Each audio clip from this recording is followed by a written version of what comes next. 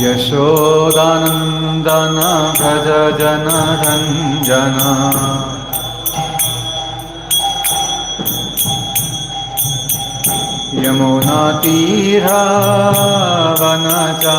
यमुनातीरावनचारी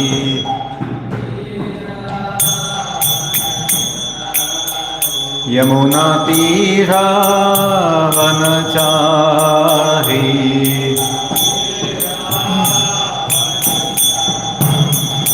जय राधा माधव कुंज विहारी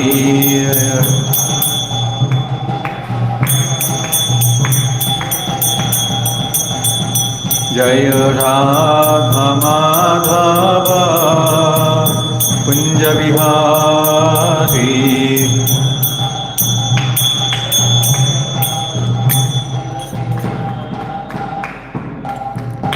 कलियुग पावन श्री हरिनाम संकीर्तन की जय। ग्रंथराज श्रीमद् भागवत महापुराण की जय।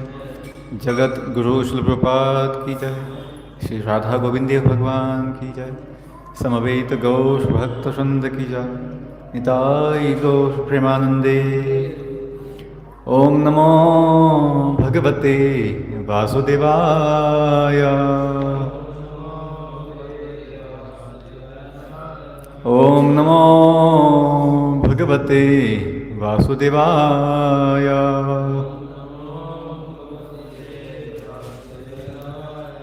ओम नमो भगवते वासुदेवाय।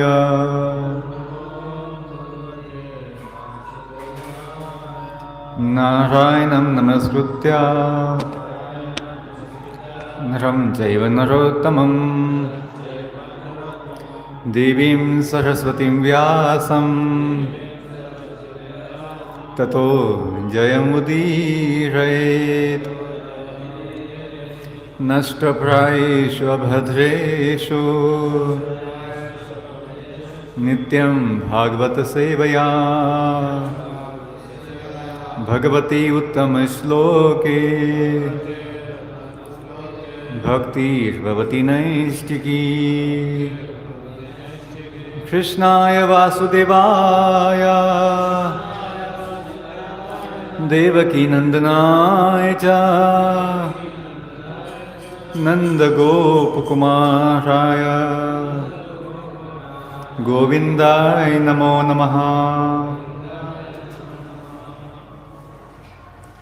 हरे कृष्ण। आज हम श्रीमद् भागवत के तीसरे स्कंद से पढ़ रहे हैं और अध्याय संख्या है 13 और श्लोक संख्या है 15 दो श्लोक है और अध्याय का नाम है वराह भगवान का प्राकट्य। तो आज श्लोक यहाँ 15 लिखा है लेकिन पहले 14 भी पढ़ लेते हैं। मनोरुवाच आदेशेऽहं भगवतो वर्तेऽमीव सूदनः स्थानं तु इह अनुजानीहि प्रजानां मम च प्रभो। मनोरुवाच आदेशेऽहं भगवतो वर्तेऽमीव सूदनः स्थानं तु इह अनुजानीहि प्रजानां मम च प्रभो। मनोरुवाच आदेशेऽहं भगवतो वर्तेऽमीव सूदनः स्थानं तु इह अनुजानीहि प्रजानां मम च प्रभो। यदोकः सर्वभूतानां महीमग्ना अहाम्बसि अस्या उद्धरणे यत्नो देवदेव्या विदीयताम्। यदोकः सर्वभूतानां महीमग्ना अहाम्बसि अस्या उद्धरणे यत्नो देवदेव्या विदीताम्। यदोकाः सर्वभूतानां महीमग्ना महाम्बसी अस्या उद्धरणे यत्नो देवदेव्या विदिताम्। शब्दार्थ मनु उवाच, मनु ने कहा, आदेशे, आदेश के अंतर्गत अहम, मैं, भगवतः, शक्तिशाली आपका, व्रतेय, रुकूंगा, अमी व सुदन, ये समस्त पापों के संहारक, स्थानम, स्थान, तू, लेकिन यह इस जगत में अनुजानी ही, कृपया मुझे बतलाइए, प्रजानाम, मुझसे उत्पन्न जीवधारियों का, मम, मेरा, च, बी, प्रभो, हे प्रभु, यथ, क्योंकि, वो कहा, निवास स्थान, सर्व, सभी के लिए, भूतानाम, जीवों के लिए, मही, पृथ्वी, मग्ना, डूबी हुई, महाअंबसी, विशाल जल में, अस्याह, इसके, उद्धरणे, उठाने में, यत्न, प्रयास, देव, हे देवताओं के स्वामी, देव्य, इस पृथ्वी का, विधिताम, कराएं। अनुवाद तात्पर्य श्रील प्रभुपाद द्वारा श्रील प्रभुपाद की जाए। मनु ने कहा, हे सर्वशक्तिमान प्रभु, हे समस्त पापों की सहजता, मैं आपके आदेशों का पालन अवश्य करूँगा। कृपया मुझे मेरा तथा मुझसे उत्पन्न जीवों का बसने का हेतु, स्थान बतलाए।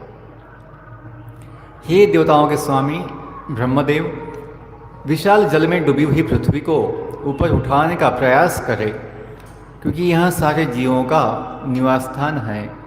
यह आपके प्रयास तथा श्री भगवान की कृपा से ही संभव है। तात्पर्य, यहाँ पर उल्लिखित विशाल जलागार गर्भोदक सागर है, जो ब्रह्मांड के आदि भाग में भरा हुआ है। इतना ही तात्पर्य है। तो हम भगवान की प्रेरणा से कुछ कथा करेंगे।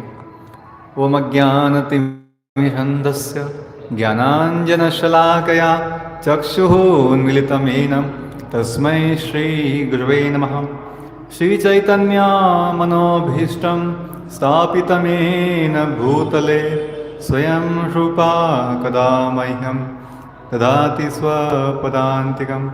वन्देऽहं श्रीगुरो श्रीयुतापदकमलं श्रीगुरून् वैष्णवांश्च श्रीरूपं साग्रजातं सहगना रघुनाथान्वितं तं सजीवं साद्वैतं सावधूतं परिजनसहितं कृष्णचैतन्यदेवं श्रीराधा कृष्णपदान् सहगना ललिता श्रीविशाखान्वितं। हे कृष्ण करुणा सिंधो दीनबंधो जगत्पते गोपेशा गोपिकाकांत राधाकांत नमोस्तुते। तप्त कांचन गौरांगी राधे वृंदावनेश्वरी वृषभानुसुते देवी प्रणमामि हरिप्रिये। वंशाकल्पतरुभ्यश्च कृपा सिन्धुभ्येव च पतितानां पावनेभ्यो वैष्णवभ्यो नमो नमः। जय श्री कृष्ण चैतन्य प्रभु नित्यानंद श्री अद्वैत गदाधर शिवासादि गौर भक्तवृंद। हरे कृष्णा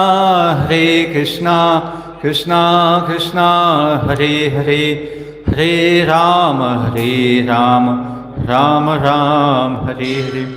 हरे कृष्णा कृष्णा कृष्णा हरे हरे, हरे राम राम राम हरे हरे। हरे कृष्णा कृष्णा कृष्णा हरे हरे, हरे राम राम राम हरे हरे।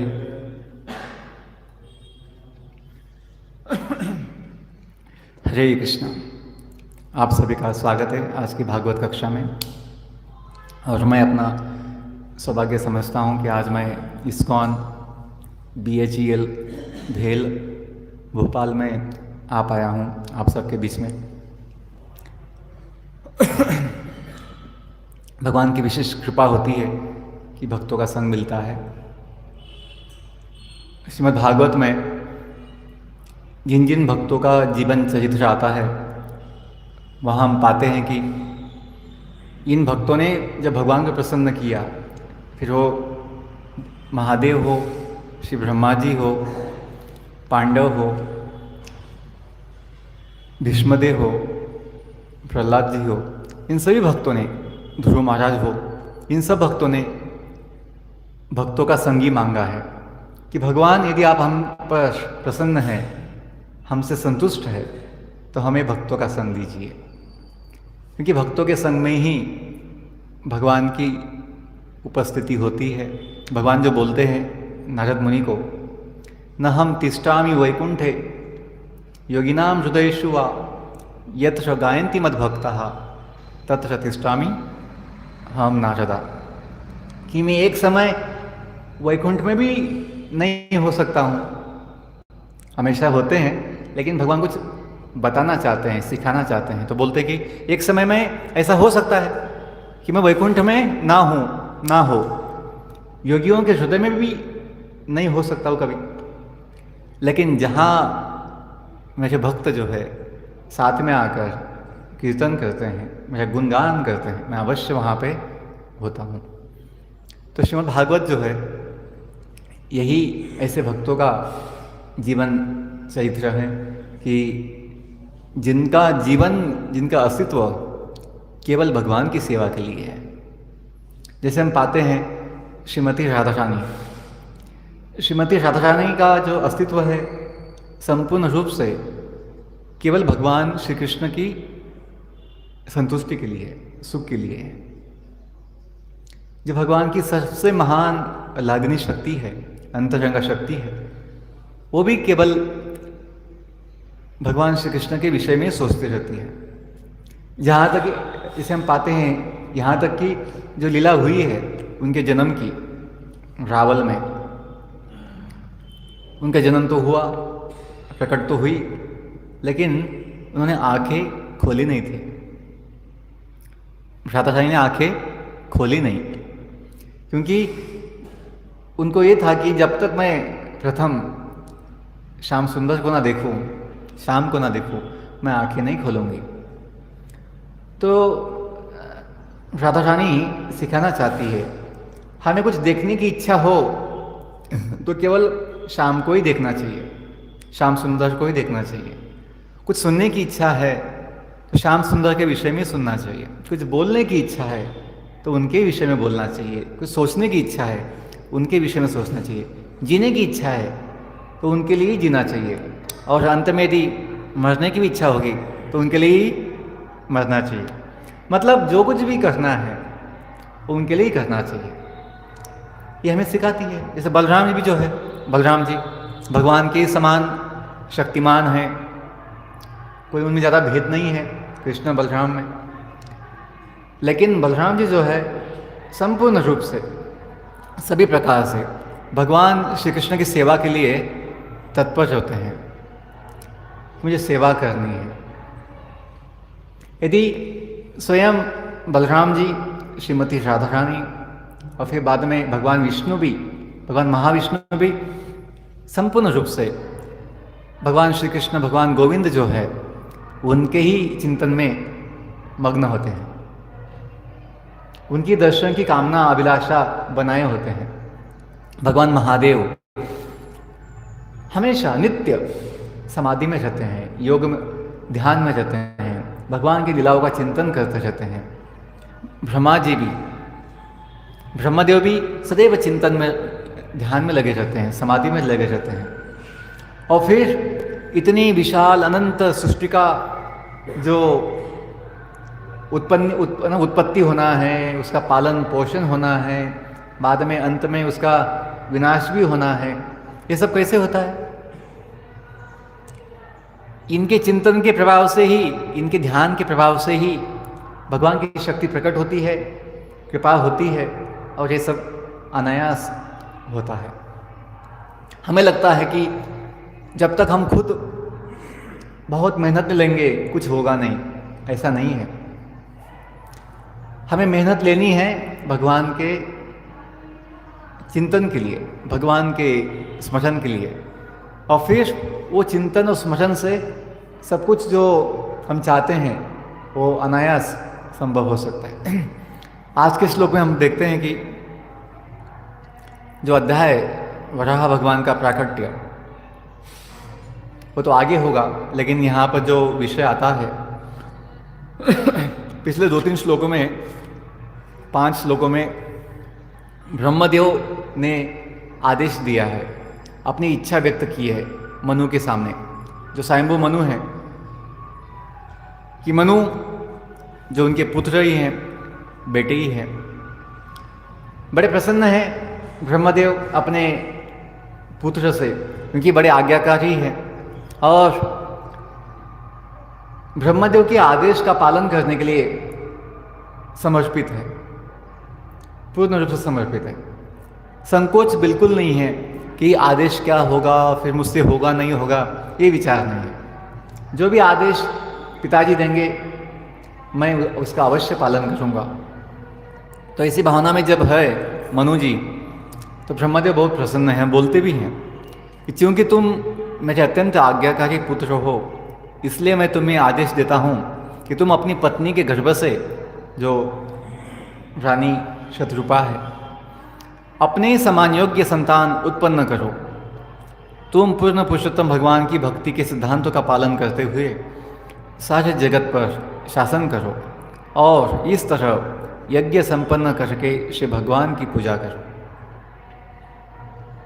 तो ब्रह्मदेव भी अपने पुत्रों को आदेश दे रहे हैं कि भक्ति के सिद्धांतों का पालन करो, भगवान के भक्ति का जो सिद्धांत है उसका पालन करो, जगत पे शासन करो, क्योंकि आपका वो जिम्मेदारी है, कर्तव्य है, और यज्ञ संपन्न करके श्री भगवान की पूजा करो। तो ये स्वयं भगवान ब्रह्मदेव भी अपने पुत्र को, स्वयंभू मनु को, भगवान की भक्ति का, भगवान की पूजा का ये आदेश देते हैं। तो हमें भी सीखना चाहिए कि अपने संतानों को, अपने शिष्यों को भी ऐसे ही आदेश देना चाहिए। और यदि तुम भौतिक जगत में जीवों को उचित सुरक्षा प्रदान कर सको तो वह मेरे लिए सर्वोत्तम सेवा होगी। जब परमेश्वर तुम्हें बद्ध जीवों के उत्तम रक्षक के रूप में देखेंगे तो अवश्य आपसे प्रसन्न होंगे।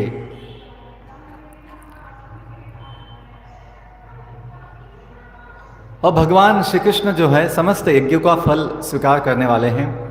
यदि वे तुष्ट नहीं होते हैं तो प्रगति के लिए किया गया मनुष्य का श्रम व्यर्थ है। भगवान परमात्मा है, अतएव जो व्यक्ति उन्हें संतुष्ट नहीं करता वह निश्चय ही अपने हितों की उपेक्षा करता है। कल का श्लोक था। तो जब मनु महाराज को आदेश हुआ ब्रह्मा जी के द्वारा कि आप प्रजा उत्पन्न कीजिए, तो मनु महाराज को ज्ञान हुआ, ध्यान में आया कि आदेश तो मिल गया है, लेकिन उसके लिए जो व्यवस्था चाहिए वो तो दिखती नहीं है। जो मैं हूँ या जो प्रजा उत्पन्न होगी उसके लिए निवास स्थान जो पृथ्वी था वो अपनी जगह पे नहीं है, वो तो जो गर्भोदक सागर है उसमें चली गई है। तब मनु जी कहते हैं कि हे ब्रह्मदेव, हे सर्वशक्तिमान प्रभु, आप सभी पापों को नष्ट करने वाले हैं, मैं आपके आदेश का पालन अवश्य करूँगा, लेकिन मुझे और जीवों के लिए स्थान तो बताइए। और फिर आगे आज के श्लोक यहाँ जो लिखा है उसमें लिखते हैं कि विशाल जल में डूबी हुई पृथ्वी को ऊपर उठाने का प्रयास कीजिए, जो सभी जीवों का निवास स्थान है। और यह जो है काम आपके प्रयास और श्री भगवान की कृपा से ही संभव है। तो हम यहाँ देखते हैं कि मनु महाराज भी जानते हैं कि कोई भी जो कार्य है यदि होना है तो अपना प्रयास के साथ साथ भगवान की कृपा भी आवश्यक होती है। जैसे दामोदर लीला में जो प्रसंग आता है कि माता यशोदा कन्हैया को, बाल कृष्ण को बांधने का प्रयास करती है, तो सुबह से लेकर दोपहर तक उसका समय निकल जाता है। 1-2 हज़ार लाखों रस्सियाँ बांध बांध के भी कृष्ण को बांधना संभव नहीं होता है। अंत में जब भगवान देखते हैं कि यशोदा माता ने बड़ा प्रयास किया है, पसीना पसीना हो गई है, तो भगवान प्रसन्न होते हैं और अंत में अपनी इच्छा से कृपा करके यशोदा माता पर बंध जाते हैं। तो यही बात है कि अपने आचार्य बताते कि हमेशा जो रस्सी थी 2 उंगली जो है कम पड़ती थी गांठ बांधने में। तो 2 उंगली का मतलब बताते हैं कि एक उंगली जो है अपना प्रयास संपूर्ण होना चाहिए, दूसरा जो है भगवान की कृपा भी आवश्यक है। वो होने के बाद ही कोई भी कार्य संभव हो पाता है। और आगे इसी अध्याय में आता है कि जो भी व्यक्ति भगवान वराह देव के जो लीला है, ये कथा जो है, यदि कोई व्यक्ति भगवान वराह की इस शुभ एवं अद्भुत कथा को भक्तिभाव से सुनता है अथवा सुनाता है, तो हर एक के हृदय के भीतर स्थित श्री भगवान अत्यधिक प्रसन्न होते हैं। तो जब मनु महाराज ने बोल दिया कि पृथ्वी कहाँ है, पृथ्वी तो डूबी हुई है, तो ब्रह्मदेव को समझ में आता है कि मुझे कुछ करना चाहिए। और ब्रह्मदेव सोचते हैं कि मैं क्या कर सकता हूँ पृथ्वी को बाहर निकालने के लिए। अपनी बुद्धि को लगाते हैं। जब ब्रह्मदेव अपनी बुद्धि को लगाते हैं, सोचते रहते हैं, उसी समय उनकी नासिका से वराह भगवान का एक छोटा रूप, जो अंगूठे का जो ऊपर का भाग है उतने ही आकार का बाहर निकलता है और सबके सामने देखते देखते वो जो छोटा सा रूप था वराहदेव का विशाल होते जाता है पहाड़ के समान। और फिर इतना विशाल होता है कि सभी को, ब्रह्मदेव, मनु महाराज जो महर्षि है, मुनि है, देवता है, उनको देखना असंभव हो जाता है, इतना विशाल हो जाता है। तो भगवान वराहदेव प्रकट हो जाते हैं और फिर तत्क्षण वराहदेव जो कार्य करने आए हैं उसमें लग जाते हैं कि देखते हैं कि पृथ्वी जो है गर्भोदक सागर में डूबी हुई है, तो अपने दांतों के ऊपर उस पृथ्वी को नीचे से पानी से निकाल के आते हैं ऊपर। आप देखिए पृथ्वी इतनी विशाल है और रूप जो है भगवान का, कि इतनी विशाल पृथ्वी भगवान के दांतों के ऊपर छोटे से गेंद के समान उठाकर लेके आते हैं। तो जो दृश्य होगा अद्भुत होगा कि भगवान के सामने पृथ्वी जो है बड़ी छोटी लगती है। और वैसे जो सूर्य है, सूर्य फिर ब्रह्मांड जो है और अनंत कोटि ब्रह्मांड है, ये सब कुछ भगवान के सामने बहुत ही नगण्य है, तुच्छ है। भगवान जो है अनंत कोटि ब्रह्मांड के उत्पत्ति करता है, पालन करता है, और केवल सांस जो छोड़ते भगवान, उच्छ्वास का जो समय होता है, और फिर सांस अंदर लेते हैं, श्वास उच्छ्वास, दोनों के बीच में जो नगण्य समय होता है, तुच्छ समय, मतलब एकदम बहुत कम समय होता है, उस समय में ब्रह्मांड उत्पन्न भी होते हैं, उनका पालन पोषण भी होता है और फिर विनाश भी हो जाता है। और अनंत कोटि ब्रह्मांडों का जो जीवन है, काल है, वो केवल महाविष्णु के लिए, भगवान महाविष्णु केवल मतलब क्षणों का है, कुछ पलों का है, नगण्य है। तो भगवान महाविष्णु के लिए ये ब्रह्मांड सृष्टि होनी, उसका पालन होना और बाद में विनाश होना, ये बस कुछ पलों का है। इसलिए भगवान जो है इस जगत के जो कार्य होते हैं उसमें ज़्यादा गंभीर नहीं रहते, कि उन्हें चिंता नहीं होती है कि जो ब्रह्मांड बने हैं इनका पालन पोषण कैसे होगा, या फिर बाद में इनका विनाश मैं कैसे कर सकता हूँ, क्योंकि उनके लिए ये नित्य काम है, नित्य घटना है जो होती रहती है। हम जो कभी ये कोई मकान बना ले तो उसके लिए हम 24 घंटा सोचते रहते हैं कि ये मकान कैसे संभालना है, और फिर मैं जाने के बाद इसका क्या होगा, बहुत कुछ सोचते रहते हैं छोटे से मकान के लिए भी। लेकिन भगवान महाविष्णु जो है अनंत कोटि ब्रह्मांडों को उत्पन्न करते हैं, उसको संभालते हैं, और बाद में उसको विनाश भी सहज कर लेते हैं। लेकिन उनको पता है कि ये दुनिया का स्वभाव ही है कि वो अनित्य है, अनित्य है, शाश्वत नहीं है। दुखालयम अशाश्वतम, जो भगवान गीता में कहते हैं। इसलिए इसके विषय में भगवान ज़्यादा सोचते नहीं हैं।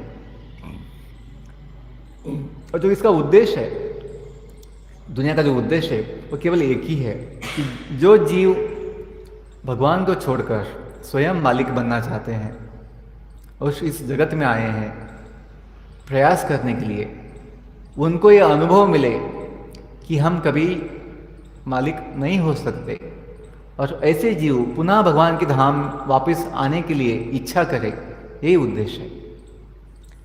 भगवान जो इतना मेहनत लेते हैं, मतलब इतना जो सृष्टि को उत्पन्न करते हैं, संभालते हैं, बाद में उसका विनाश करते हैं, पुनः पुनः पुनः पुनः ये चलता रहता है। उसका एकमेव उद्देश्य यही है कि जीव भगवान से पुनः जुड़े, भगवान की सेवा में संलग्न हो और अपने जीवन का सुख पाए। इस जगत में हम देखते हैं कि सभी जीव दुखी है, सभी जीव भय में है, चिंतित है, क्योंकि इस जगत में सब कुछ अनिश्चित है। इस जगत में सब कुछ अनिश्चित है, जीवन का कोई भरोसा नहीं है। जो जीव नित्य है, जो जीव अविनाशी है, उसे हमेशा विनाश का भय है, उसे हमेशा कुछ खोने का भय है, क्योंकि ये माया का प्रभाव है। और माया का प्रभाव क्यों है? क्योंकि जीव ने अपना स्वभाव छोड़ दिया है। माया का प्रभाव इसलिए है, जीव ने अपना मूल स्वभाव त्याग दिया है। जीव का मूल स्वभाव क्या है? जीवेर स्वरूप होए कृष्णेर नित्य दास, कि जीव भगवान श्री कृष्ण का नित्य सेवक है, भगवान के धाम में, भगवान के साथ। लेकिन जब ये जीव गलत इच्छा के कारण भगवान से द्वेष भाव बना लिया है, भगवान के प्रति द्वेष भाव बना लिया है, तो उसका द्वंद्व और मोह में जन्म होता है। जो भगवत गीता के 7वें अध्याय में भगवान बताते हैं जीव का पतन क्यों होता है, जीव भगवत धाम से इस जगत में माया के प्रभाव में कैसे आता है, तो उसका भगवान बताते हैं, इच्छा द्वेष समुत्थेन द्वंद्व मोहेन भारत सर्वभूतानि सम्मोहम सर्गे यान्ति परंतप।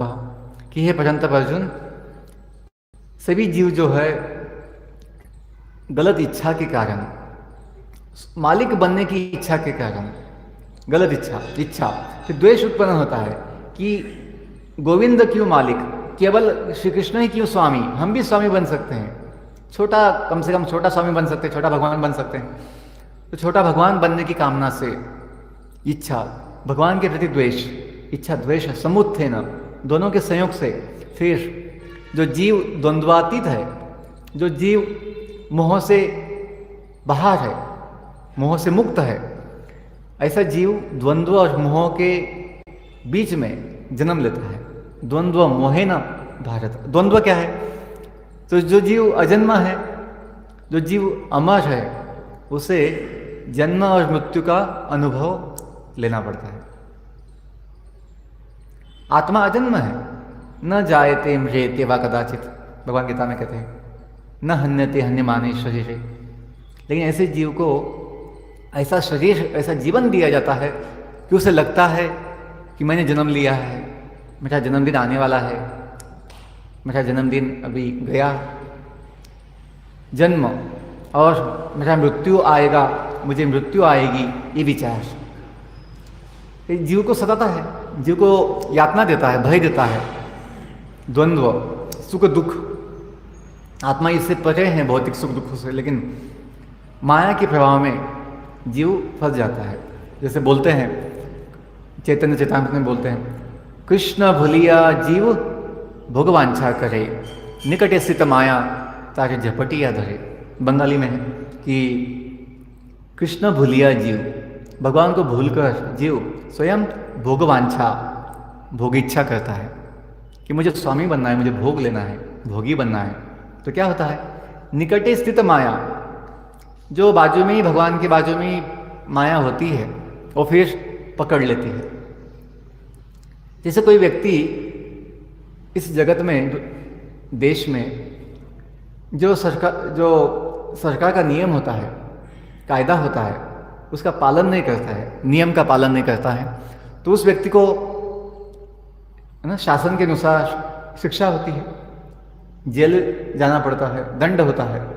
वैसे ही जो भगवान की सेवा का जो नियम है वो छोड़ता है, वो पालन नहीं करता है, तो माया का जो शासन है वो उसे दंड देता है, माया का प्रभाव उस पर होता है। कोई व्यक्ति यदि भगवान की सेवा में युक्त है, भगवान के आश्रय में है, तो उसे माया छू नहीं सकती। लेकिन जैसे ही जीव अपना स्वभाव, अपना मूल कार्य छोड़ देता है, तो फिर माया का प्रभाव प्रकट होता है। जैसे भगवान गीता में कहते हैं, दैवी ही एषा गुणमयी मम माया दुषत्तया मामेवे प्रपद्यन्ते माया मेता तजन्ति थे। कि यदि जीव माया के प्रभाव में आया है भगवान की सेवा छोड़कर, तो पुनः माया के प्रभाव से मुक्त हो भी हो सकता है। कैसे हो सकता है? भगवान बताते हैं, मामयेव ये प्रपद्यन्ते। यदि ये जीव पुनः मेरे आश्रय में आता है, मुझे समर्पण करता है, मामेव प्रपद्यन्ते, तो माया मेताम तजन्ति थे। ये जीव जो है इस माया से मुक्त हो सकते हैं। तो हमें ये समझना है कि हम सभी जीव जो है भगवान के शाश्वत सेवक है, भगवान के शाश्वत अंश है, और अपना जो मूल स्थान है वो भगवान की सेवा है, भगवान का धाम है। यहाँ जो उल्लेख है आज के श्लोक में, ये भौतिक जगत का स्थान है कि मनु महाराज भौतिक जगत में जो जीवों को उत्पन्न करना है, जीव सृष्टि बनानी है, उनके लिए स्थान का व्यवस्था करने में लगे हैं, ब्रह्मा जी को बता रहे हैं। लेकिन हमें ये भी समझना है कि जीवों का जो मूल स्थान है ये जगत में नहीं है। हम सभी का जो मूल स्थान है भगवान का धाम है। भगवान जो कहते हैं, न तद भासयते सूर्यो न शशांक न पावकः यद गत्वा न निवर्तन्ते तद धाम परमम। कि हम सबका जो धाम है, निवास स्थान है, भगवान का ही धाम है, नित्य वैकुंठ जगत है, जहाँ पर हमें आनंद ही आनंद है, नित्य समाधान है। इस जगत में ब्रह्मादेव को भी चिंता होती रहती है, सभी देवताओं को भी संकट होता है, दानवों का आतंक का भय होता है, लेकिन भगवान के धाम में सभी जीवों के लिए कोई समस्या नहीं होती है। तो हमें सभी समस्या से मुक्त होने के लिए भगवान के चरणों का आश्रय लेकर वहाँ जाने का विचार करना चाहिए। उससे हम नित्य सदा के लिए सुखी बन सकते हैं। और कलयुग में भगवान के चरणों का आश्रय लेने का एकमेव जो उपाय है, जो विधि है, भगवान का नाम लेना है। हरे कृष्णा कृष्णा कृष्णा हरे हरे, हरे राम राम राम हरे। इस नाम का आश्रय लेकर अवश्य भगवान का आश्रय प्राप्त होता है। और नाम का आश्रय लेने के लिए जो सद्गुरु होते हैं, सद्गुरु, उनका आश्रय लेना आवश्यक है। एक शुद्ध वैष्णव भक्त का चरणों का आश्रय लेकर, जैसे श्रील प्रभुपाद जी है जो उनके अनुयायी हैं, ऐसे शुद्ध भक्तों का आश्रय लेकर अवश्य हमें नाम का आश्रय मिलेगा। नाम के आश्रय से हमें भगवान का धाम मिलेगा। बहुत धन्यवाद आप सभी भक्तों को। बड़ा धन्यवाद देता हूँ कि आप सभी ने मुझे इस सेवा का अवसर दिया। श्रील प्रभुपाद की जय। ग्रंथराज श्रीमद् भागवत महापुराण की जय। निताय गौर प्रेमानंदे।